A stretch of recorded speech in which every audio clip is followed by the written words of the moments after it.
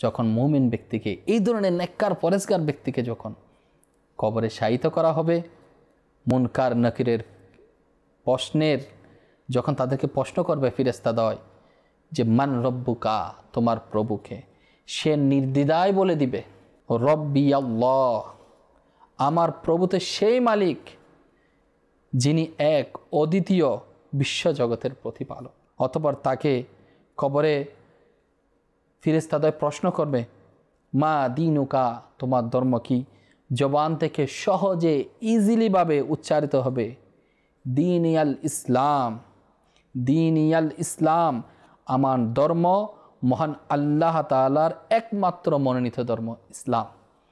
তাহলে সে প্রথম প্রশ্নের মধ্যে কামিয়াব, নেককার ব্যক্তি, পরেজগার ব্যক্তি, মুমিন ব্যক্তি, যে রব আল্লাহ, দিন ইসলাম। আলহামদুলিল্লাহ আজ্জা ওয়া জাল, সে ইসলাম ধর্মের প্রতি আমার আগত ভালোবাসা, অগাধ ভালোবাসা, ভক্তি থাকার কারণে আমি মাদিনী কাফেলায় সফর করেছিলাম, নেকির দাওয়াত দিয়েছিলাম, হাসি ঠাট্টা করার পরেও আমি নবীর সুন্নতকে ত্যাগ করিনি।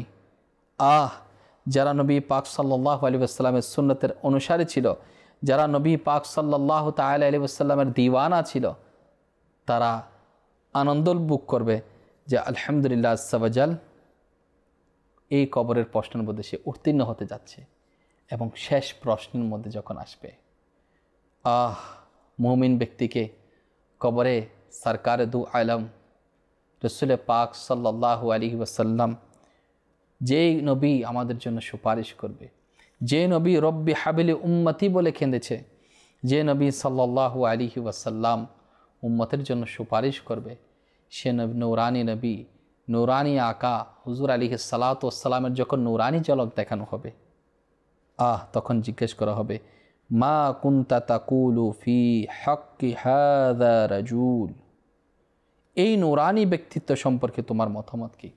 অর্থাৎ নবী পাক সাল্লাল্লাহু আলাইহি ওয়াসাল্লাম সম্পর্কে তোমার মতামত কি? তখন মুমিন ব্যক্তি উৎফুল্ল চিত্তে বলে উঠবে, তিনি তো আল্লাহ তাআলার রসুল রাহমাতুল লিল আলামিন সাল্লাল্লাহু আলাইহি ওয়াসাল্লাম, তিনি তো আমাদের সেই প্রিয় রসুল যার কথা শুনলে আমরা মোহাব্বতের ঢেউ আমাদের মধ্যে আসতো, যার নাম শুনে আমরা চোখের মধ্যে চুমো খেতাম, বৃদ্ধাঙ্গুল চুম্বন করে চোখে লাগাতাম। তিনি তো সেই নবী, যেই নবী আমাদেরকে সুপারিশ করবে। সেই নবীকে চিনবা না তো কাকে চিনব?